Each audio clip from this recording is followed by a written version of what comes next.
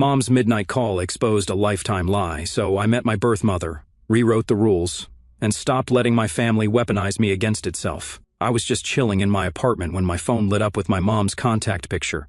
My mom never calls after 9 p.m. It's basically her religion to be in bed by 10. So, I immediately got that weird stomach drop feeling. I answered with my heart literally pounding, assuming someone was in the hospital or worse. She just said, "Hi, sweetie. Are you alone right now?" In this super weird tone I'd never heard before. I said, "Yeah, my roommate is out of town visiting her boyfriend." She took this deep breath and said, "Good. I need to tell you something important, and I need you to just listen until I'm finished." Y'all, I swear my life flashed before my eyes. Was she sick? Was my dad sick? Were they getting divorced after 35 years? My parents have always been like the stable couple everyone else compares themselves to, so this would be wild. She told me to sit down. I remember grabbing my fuzzy blanket and curling up on the couch, feeling like I was 8 years old again, waiting to be punished for something. Then she started talking about Elizabeth. For context, Elizabeth is my mom's sister, whom I've literally never met. She lives across the country, and they had some huge falling out before I was born. Growing up, Elizabeth was basically just this name that would come up occasionally, usually when my mom had too much wine at Christmas and would get teary-eyed looking at old photos. Dad would always change the subject, and we all just accepted that whatever happened between them was too painful to discuss. My mom started telling me about how she and Elizabeth were super close as kids. They shared a bedroom, braided each other's hair, passed notes about cute boys, the whole sister thing. But apparently, when they were in their early 20s, Elizabeth started dating this guy, Tom. Mom said Tom was trouble but wouldn't elaborate beyond that cryptic nonsense. According to my mom, Elizabeth completely changed after meeting Tom. She stopped calling, missed family gatherings, and when she did show up, she'd get into these massive arguments with my grandparents. Things got really bad, and eventually, Elizabeth just disappeared for like 6 months. No calls, no letters. This was the 1980s. No cell phones, obviously. As Mom's telling me all this, I'm thinking, why is she calling me at midnight to rehash ancient family drama? But I could tell from her voice that this was building to something big. Then she tells me that Elizabeth showed up at her apartment one night, sobbing and pregnant. Apparently, Tom had taken off, and Elizabeth was desperate. My mom took her in, helped her through the pregnancy, and was even in the delivery room when Elizabeth had a baby girl. At this point, I'm still confused about why I'm hearing this now at midnight, but I let her continue. Mom said that after the baby was born, Elizabeth struggled hard. Like, couldn't get out of bed to feed the baby struggled. My mom stepped in, taking care of the baby while working full-time and trying to help Elizabeth get better. 3 months in, Elizabeth seemingly recovered overnight. She told my mom she'd found a great job opportunity in California and was taking the baby to start fresh. My mom was relieved but suspicious. She helped Elizabeth pack, bought her a bus ticket, and gave her all the cash she could spare. The night before Elizabeth was supposed to leave, my mom came home from work to find a note on the kitchen table. It just said, "I can't do this. She deserves better. Please forgive me someday." I remember being literally frozen on my couch at this point because I could feel where this was going, but my brain was refusing to connect the dots. Mom said she panicked and called the police, but technically Elizabeth hadn't done anything wrong by leaving her own child. My mom was listed as next of kin, so she became the baby's legal guardian. While they searched for Elizabeth, weeks turned into months. My mom fell in love with the baby girl. When Elizabeth was finally located in California, she signed away her parental rights. My mom officially adopted the little girl and promised to never tell her the truth until she felt she was old enough to understand. I was literally shaking at this point. I remember dropping my phone and having to fumble to pick it back up because I knew what she was about to say but couldn't believe it. "Sweetie," she whispered, "that baby was you. Elizabeth is your biological mother. I'm actually your aunt." I couldn't speak, couldn't breathe. The woman I called Mom my entire life was actually my aunt. The mysterious sister I'd never met was my biological mother, and she had abandoned me. Mom, I don't even know what to call her now, started crying, saying she'd wanted to tell me for years but never found the right time. She said Elizabeth had reached out to her last week, asking if they could reconnect after all these years, and she felt I deserved to know the truth before that happened. I hung up without saying goodbye. I still haven't spoken to Elizabeth. First update, so, yeah, hi again. I'm back, and I wish I could say things are less chaotic, but honestly, it's the opposite. I don't even know how to start this because I didn't do anything right after the call. I literally just sat on my couch in the dark, wrapped in my gross old hoodie, doom scrolling through Instagram reels and trying not to think about it, which, spoiler, didn't work. I slept maybe 2 hours max. I woke up with that gross taste in your mouth when you know you're about to cry again. I just kept moving, went to the kitchen, made coffee, and stared at the fridge like it was about to explain something to me. I think I texted my roommate Megan at some point, just like, "Hope you're having fun, don't worry about the cat, all good here." Which, laughable, what a lie. There were like 3 days where I was just in autopilot mode. I went out, did my normal stuff, but I kept replaying the phone call in my head, like I'd be at the store, and suddenly I'd remember her voice, all shaky and weird, and my chest would just go tight. I kept thinking I should call her back or at least text, but every time I picked up my phone, I just got mad. Like, actually mad, which isn't my fault. I'm usually the let's talk it out person, but this felt different. I kept thinking, why now? Why me? Why not just keep it buried forever if you hid it this long? And then I'd spiral into, what else did she lie about? Which, fun, love that for me. Megan came back from her boyfriend's on Sunday night, I think. The second she walked in, she was like, "You okay?" I just said, "Yeah, I'm fine," because what else do you say? But I guess I wasn't hiding it very well, because she kept side-eyeing me while she unpacked her bag, and then finally just dropped onto the couch next to me, still wearing her boots, and said, "Okay, Spill, because you look like you just found out your cat is a lizard or something." She's not subtle, lol. I don't know why, but I just blurted it all out, not even making it make sense. Just the whole "my mom isn't my mom" thing, and how she's actually my aunt and Elizabeth is my bio mom, and I'm basically the family secret. Megan just sat there letting me talk, and she didn't do that thing where people immediately jump in with advice, which I honestly appreciated. She just asked normal questions, the kind you'd actually ask if your best friend told you something insane. How do you know it's true? Are you going to meet Elizabeth? Do you even want to? Did your mom ever mention anything else weird? Then she asked if I wanted her to stay home for a few days, which was sweet, but I said no. I didn't want her to change her plans for me. I just wanted everything to, I don't even know, go back or fast forward, just not be here. Monday morning, I finally cracked and texted my mom. Do I call her mom? Aunt? I don't know. It's so weird now. I just said, "We need to talk." She replied instantly, like she'd been waiting, and asked if I could come over after dinner. I almost said no, but I knew if I didn't get answers, I'd just keep obsessing. So I agreed. The rest of the day was a blur, just me trying not to think about it. But every time my phone buzzed, I jumped. I kept overthinking what I'd say, what I'd ask, but when I got there, I just sat in my car for like 5 minutes, staring at the front door, wondering if I'd feel different. I didn't, not really. The house felt smaller, like everything inside was a prop now. She answered the door and immediately started fussing, asking if I wanted tea, if I'd eaten, all that stuff. I just said, "Can we just sit?" I could tell she was nervous. Her hands were shaking a little when she poured herself water, and she kept glancing at me like I'd explode. I started with the obvious, why tell me now, why not just never? She just looked so tired, honestly, like she'd aged 10 years since last week. She said she'd wanted to tell me for years, but every time she tried, she got scared I'd hate her or that I'd leave. She just kept putting it off. Then Elizabeth reached out and she panicked, thought if I found out from anyone else it would be worse. Which I don't know, maybe that's true, but it still sucked. I kept pushing. I wanted details like what was so bad about Tom? Why did Elizabeth leave me? Was she on drugs or something? My mom, I'm just going to call her mom for now because it's how I feel, hesitated, then said Tom was the kind of guy who isolated people. He convinced Elizabeth that their parents hated her, that nobody cared about her, that she was the black sheep, and he was the only one who understood. My mom said she tried to warn her, but it just made things worse, and their parents basically gave up trying to get through to her. When Elizabeth got pregnant, Tom bailed, and Elizabeth spiraled. It wasn't drugs, it was depression. Real, scary depression. Nobody in the family really knew how to help because nobody talked about mental health back then. Her words, not mine. The thing that got me, though, was when she said Elizabeth had always been jealous of her. She said it quietly, like she didn't want to admit it. But then she told me about little stuff. How Elizabeth would copy her clothes, her handwriting, even the way she did her hair. Apparently, their mom, my grandma I guess, always compared them, told Elizabeth she should be more like her perfect big sister.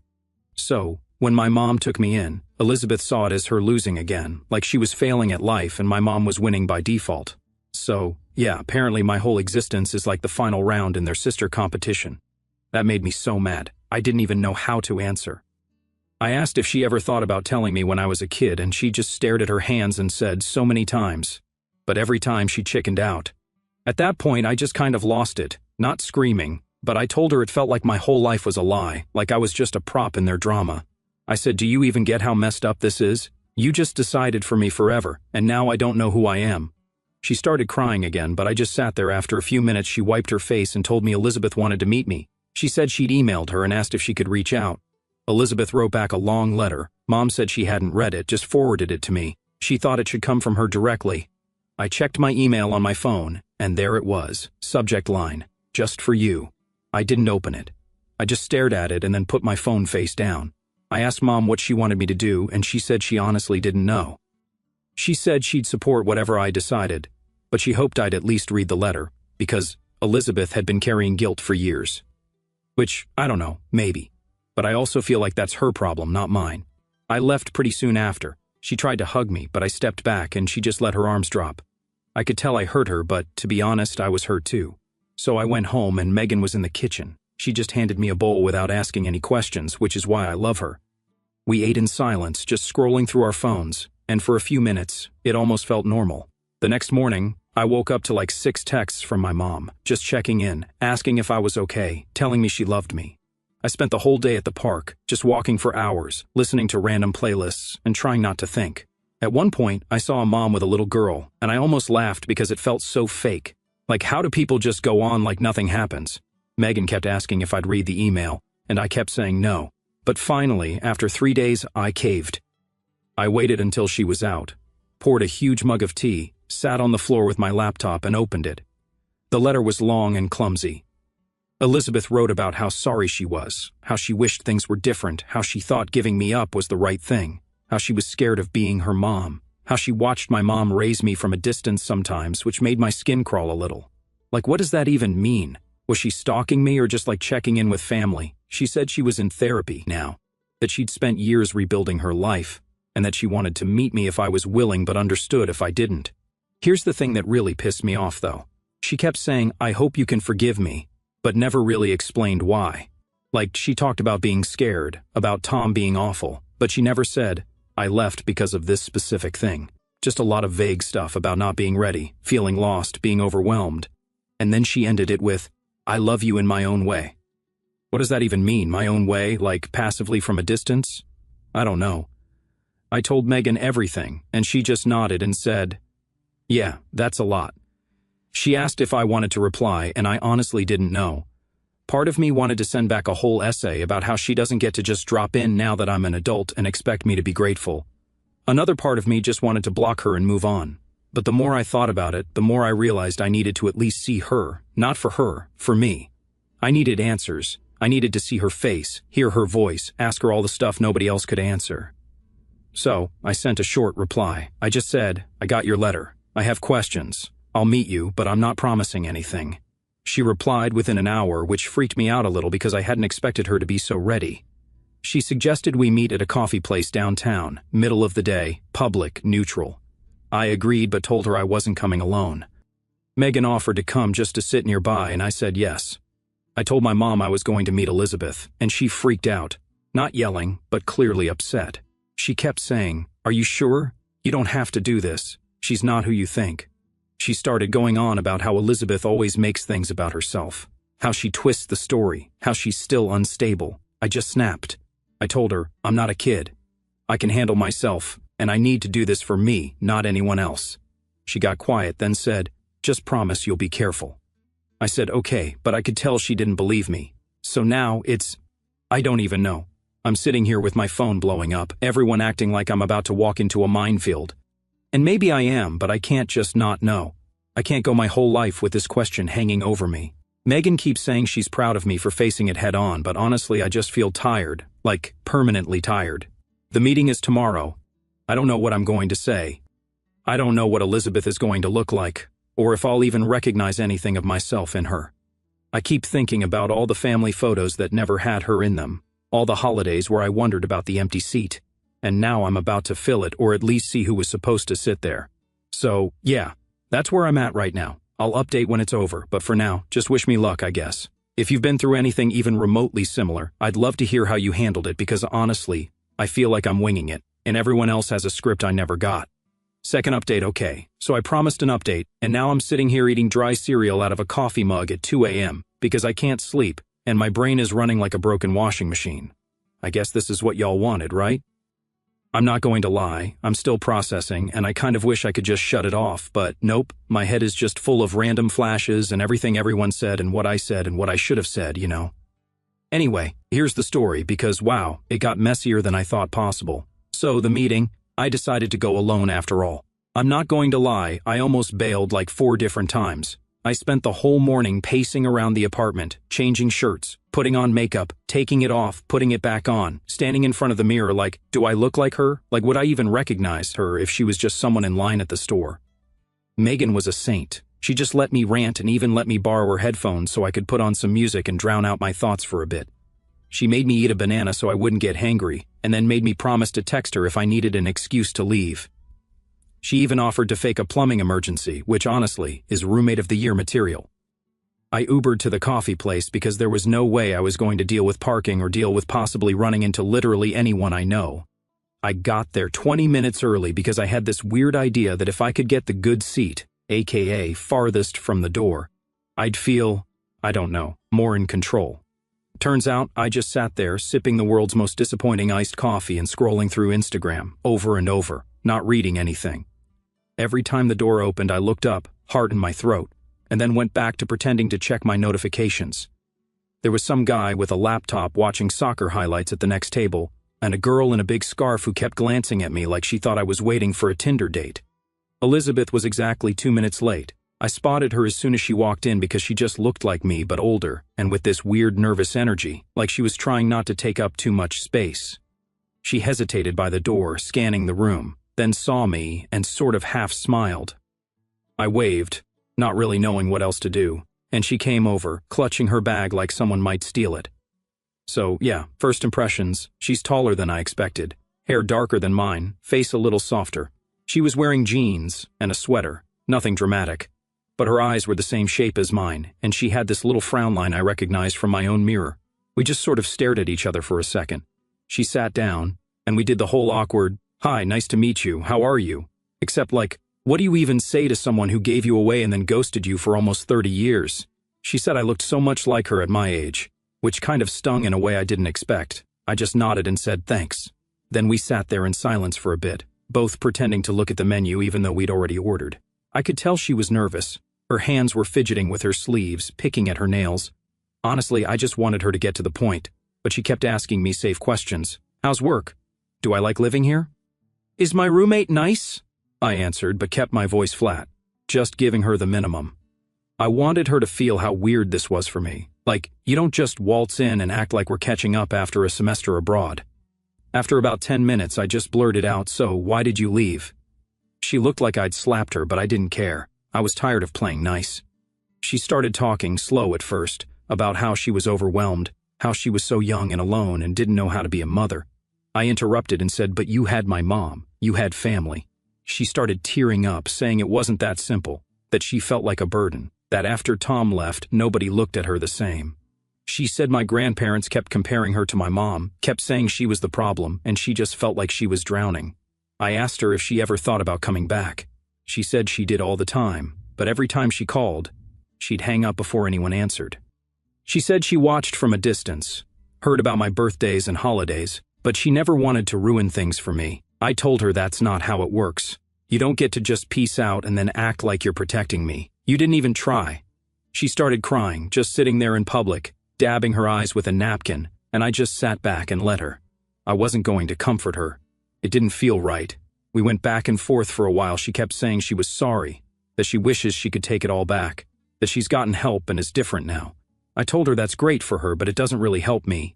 I asked her if she ever thought about how it felt for me growing up, feeling like I was always a little bit outside of my own life, like something was missing and I didn't know what.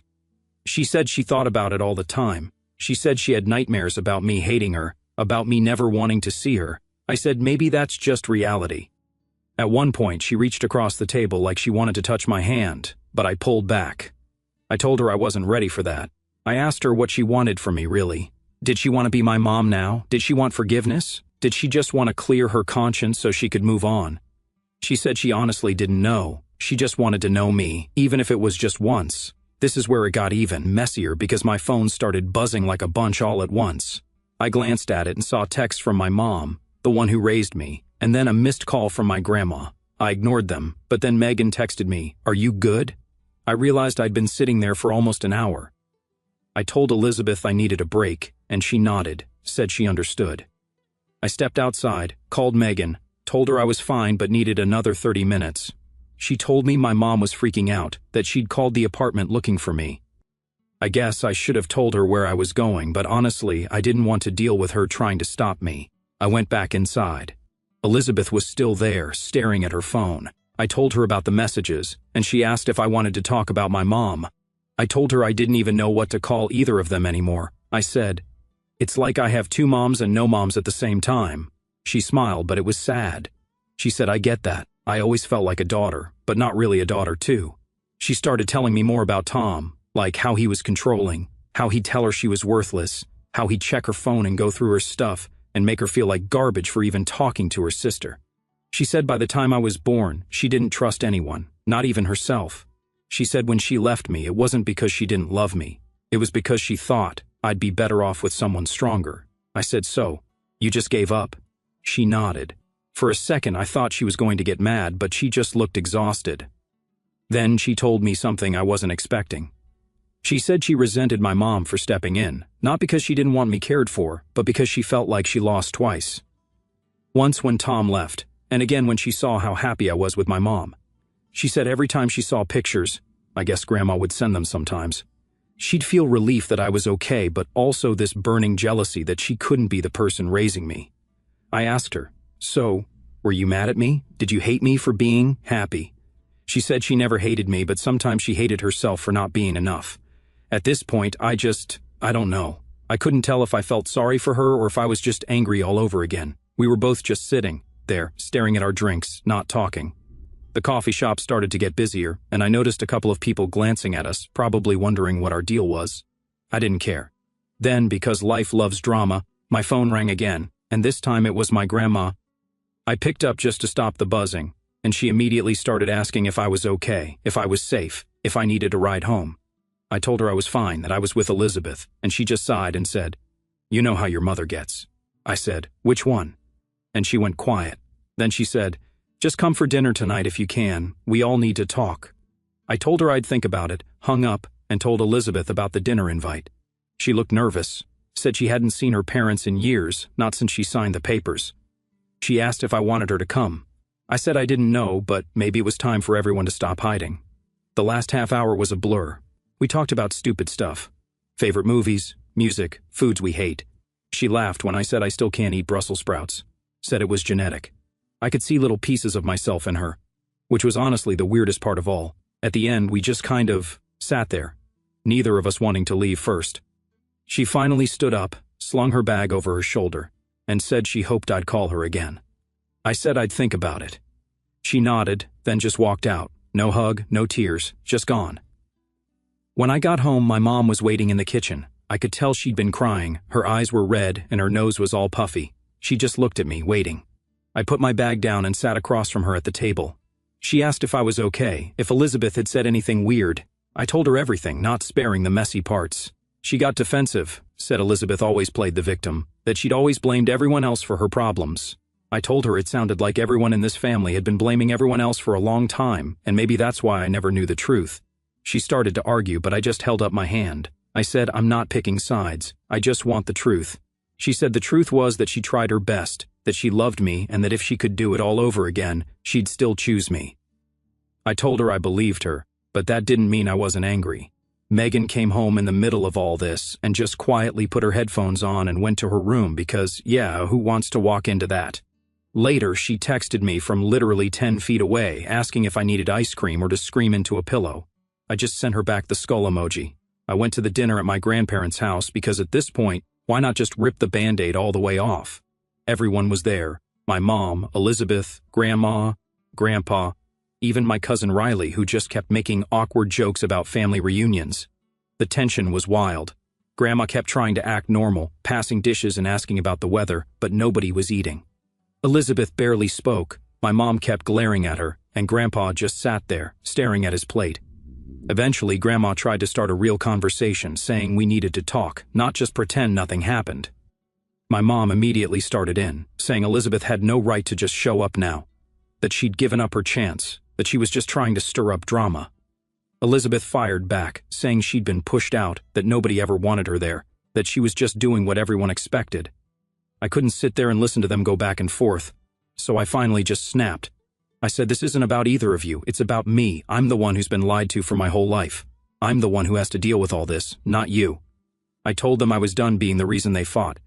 I said I was tired, and I wasn't going to pick sides, and if they wanted to be in my life, they needed to figure their stuff out without using me as the excuse. There was a long silence after that, just everyone sitting there staring at their food. Grandma finally said she was sorry, that they'd all failed me in different ways. Grandpa just nodded, still not looking up. My mom started crying again, and Elizabeth just looked away. I left before dessert, just grabbed my bag and walked out. Nobody tried to stop me. Now I'm back in my apartment, Megan asleep, the cat curled up on my blanket, and I'm sitting here wondering what comes next.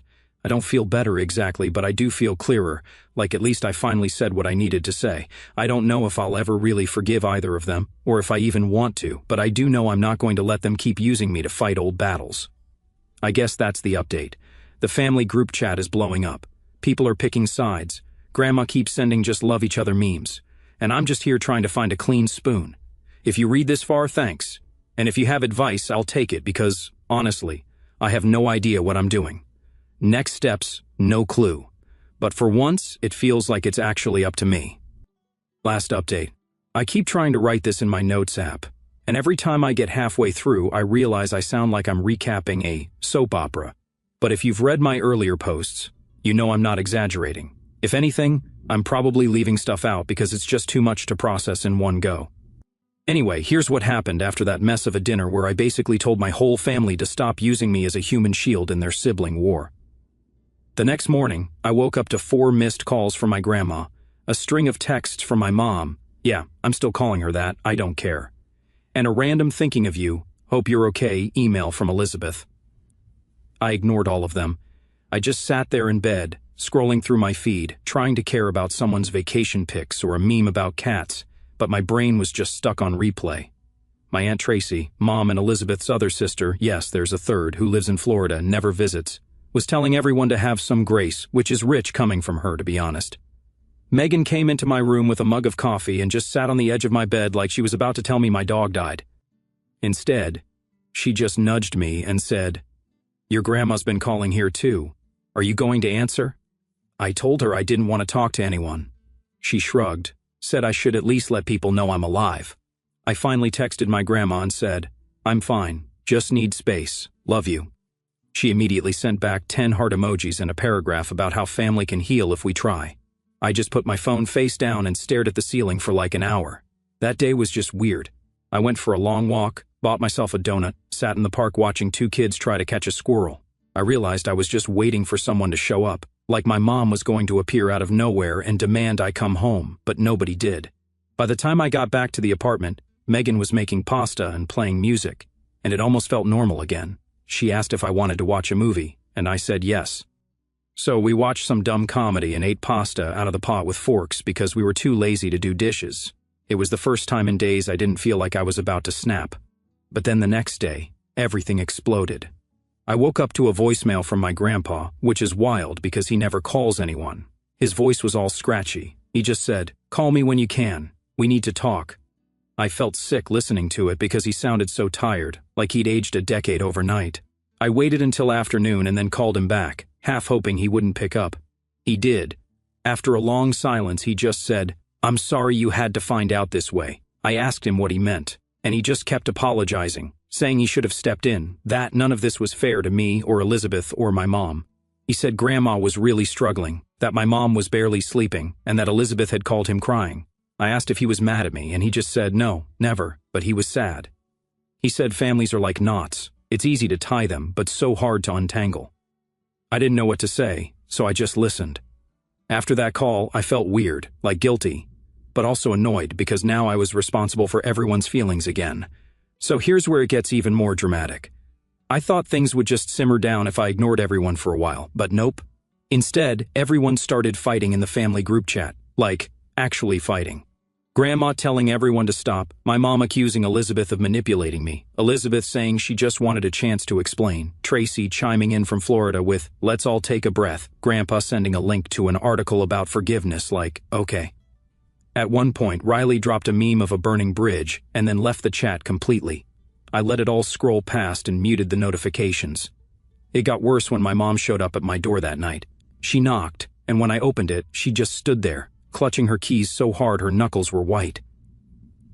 Megan hovered in the kitchen, trying to look busy. My mom came in and sat on the couch, didn't even take off her coat. She said she needed to talk, and I said fine, but only if she was honest. She started crying, which, honestly, at this point just made me feel numb. She said she was scared, that she was losing me, that she didn't know how to fix it.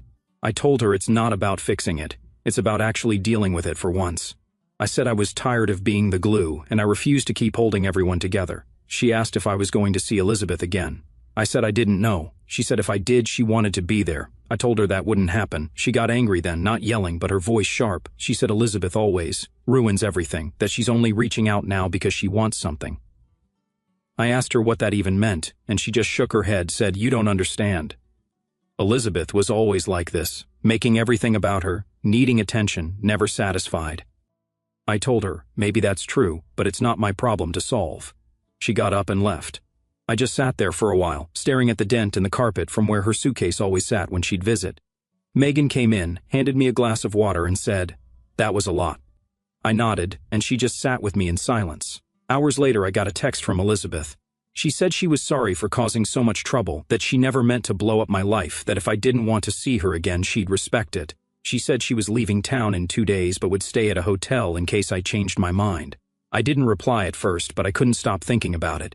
I called Grandma, asked how she was, and she just sighed. She said she was tired but glad I called. She told me she loved me no matter what, and that even if everyone else was fighting, she'd always be here. I asked if I should meet Elizabeth again, and she said only if I wanted to, not for anyone else. The next day, things hit a new level of awkward. I went to get groceries and ran into Riley in the parking lot. He gave me this huge hug, said he was sorry for the memes, that he didn't know what else to do. He said the family was losing it, that Grandma was crying, Grandpa was barely talking, and Tracy kept texting him recipes, like that was going to fix anything. He asked if I was okay, and I said, honestly, I don't know. He said he'd back me up whatever I decided. We ended up just standing there, leaning on my car, talking about literally anything else. When I got home, there were 3 missed calls from my mom, which I ignored. That night, I decided to see Elizabeth one last time, not for her or for my mom, but because I needed to know if there was anything else, anything left unsaid. I texted Megan, told her where I was going, set up my phone to share my location, safety first. I Ubered to the hotel, which was this sad little place near the highway, and waited in the lobby until she came down. She looked tired, older than before, like all the family drama had taken something out of her. We sat in the little lounge area, and she asked if I wanted coffee. I just shook my head. I told her I had questions, and I wanted real answers, not just I didn't know what to do or I was scared. She nodded, said she understood, so I asked her point blank, why come back now? Why not 20 years ago? Why not when I graduated or when Grandma got sick or literally any other time? She took a long time to answer.